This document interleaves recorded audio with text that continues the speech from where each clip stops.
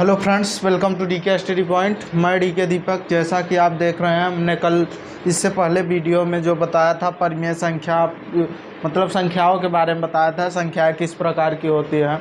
ठीक, आज जिसमें से मैं आप लोगों को बता रहा हूँ परिमेय संख्या किसे कहते हैं।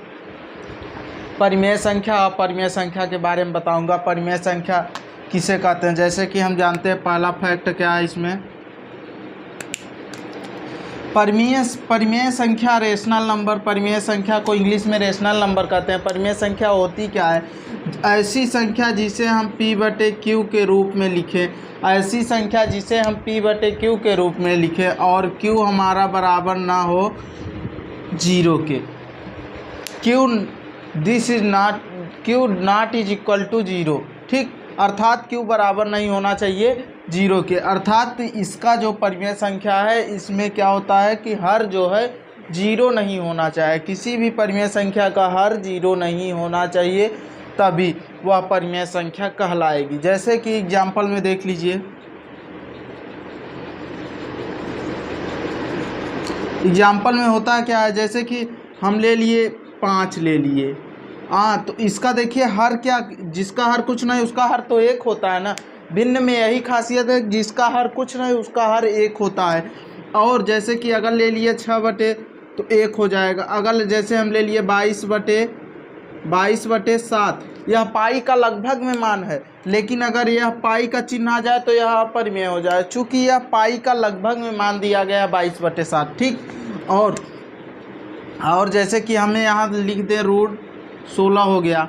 चूँकि √16 का हम देखिए, अगर कड़ी में 16 है, अगर इसका वर्ग 16 का वर्ग नहीं निकलता तो हम इसको अपरिमेय में रखते हैं। चूँकि इसको हम लिख सकते हैं 4, तो 4 का बटा क्या होगा 1। जिसका हर कुछ नहीं उसका बटा 1 होता है, लेकिन कड़ी में जब रहेगा तो उसका बटे 1 हम नहीं लिख सकते। ठीक, यह काल्पनिक अर्थात अकाल्पनिक में आ जाएगा।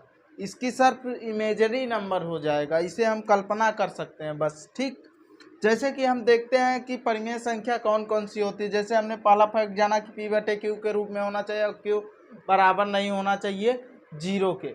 और इसमें क्या होता है, जैसे कि देखिए पहली संख्या हमारा, अब इससे बाद दूसरा क्या हो जाएगा, शांत दशमलव होता है। क्या होता है? शांत दशमलव। पहला हो जाएगा शांत दशमलव। ऐसी संख्या है जो दशमलव के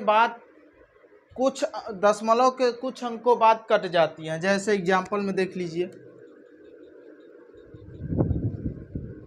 इसे भी हम क्या कहेंगे, परिमेय संख्या। दशमलव के कुछ अंकों के बाद कटने वाली संख्याएं क्या कहलाती हैं? परिमेय संख्याएं कहलाती हैं। जैसे देखिए कि जैसे हमारा 2.5 हो गया, इसको हम लिख सकते हैं 25/10। क्योंकि हमने 25 लिखा, दशमलव को 1 माना, और जिस दशमलव के उस साइड में, जिस दशमलव के इस तरफ जितनी संख्या रहेंगे उतनी 0। हम इसको यह भी तो लिख सकते हैं 5 दूना 10 और 5 5 25, अर्थात इसका आ जाएगा 5/2। यह क्या हो जाएगा? शांत दशमलव हो जाएगा, क्योंकि चूँकि दशमलव के कुछ अंक बाद यह संख्याएं कट जा रही हैं, इसलिए। जैसे और हो जाएगा, और दूसरा उदाहरण ले लीजिए, 2.25 हो गया, 2.4 हो गया। इसी तरीके से अनंत तक, कहाँ तक चली जाएगी संख्या? अनंत तक, कोई निश्चित नहीं है कहाँ तक जा रही। ठीक, और इसके बाद आता है शांत आवर्ती दशमलव। क्या होता है? आवर्ती दशमलव।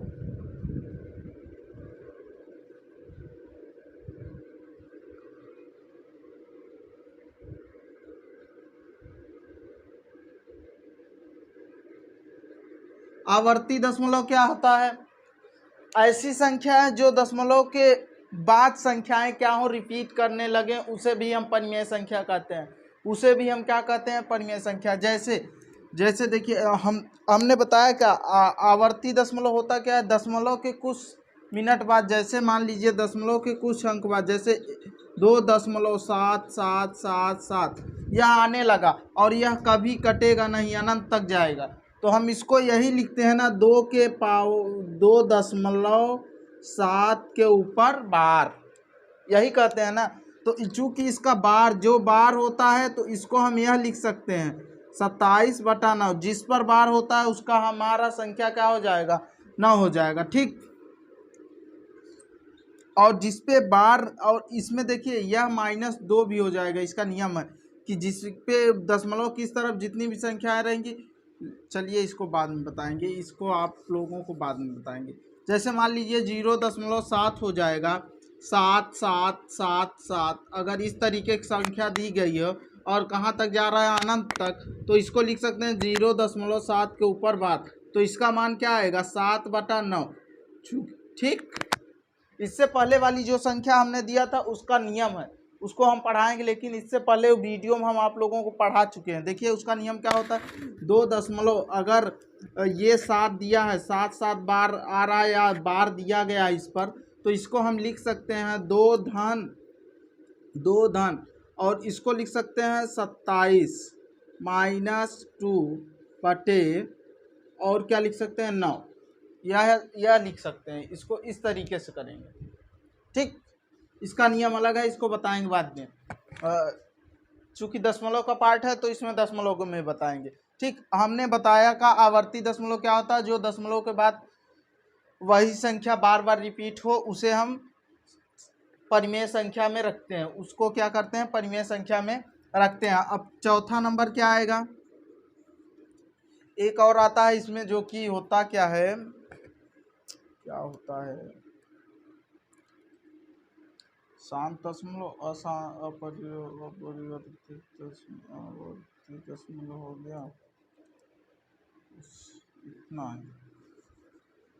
एग्जाम्पल देख लेते हैं इसका, हम पूरा एग्जाम्पल क्या हो जाएगा, परिमेय संख्या का एग्जाम्पल।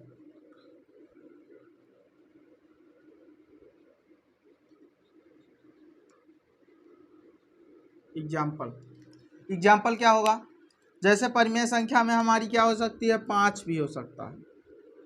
1/2 तो परिमेय संख्या ये है, √4, और क्या हो जाएगी, 0.7777 अनंत तक, यह भी क्या है, परिमेय संख्या है।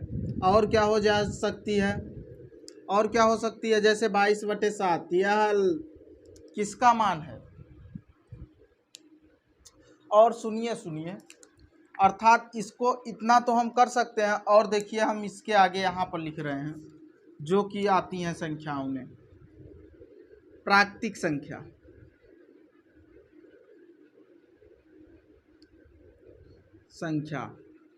पूर्ण संख्या,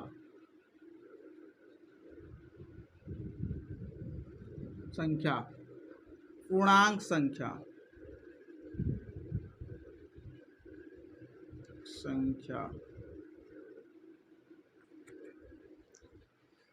ये सभी संख्याएं क्या होती हैं, परिमेय संख्या होती, प्राकृतिक संख्या भी, पूर्ण संख्या भी, पूर्णांक संख्या भी, ये सभी संख्याएं क्या होती हैं, परिमेय संख्या के ही अंतर्गत आती हैं। ठीक, अब जैसे कि प्राकृतिक संख्या 1 2 3 4 5 है, तो इसका क्या होता है, हर सभी का हर क्या होता है, 1 छिपा रहता है। ठीक, पूर्णांक संख्या 0 होता है, तो 0 का भी बटा 1 होगा, उसका भी, वह भी क्या आ जाएगा, परिमेय संख्या। पूर्णांक संख्या जिसमें गिनती की संख्याओं में 0 शामिल हो जाने पर क्या कहता है, पूर्णांक संख्या कहलाता है। पूर्ण संख्या कहलाती है। पूर्णांक संख्या क्या होती है, ऐसी संख्या है, पूर्णांक संख्याएं किसे कहते हैं, ऐसी संख्याएं जो धनात्मक तथा ऋणात्मक दोनों अवस्थाओं में हो, उसे हम क्या कहते हैं, पूर्णांक संख्याएं कहते हैं। ठीक, तो ये इन सभी में भी हर एक छिपा रहेगा। ठीक, इसीलिए हम इनको क्या कहते हैं, पूर्णांक संख्या, अर्थात ये सभी क्या आएंगी, परिमेय संख्या के अंतर्गत ही आती हैं। सभी प्राकृतिक संख्याएं परिमेय संख्या होती हैं, सभी प्राकृतिक संख्याएं परिमेय संख्या होती हैं, सभी परिमेय संख्याएं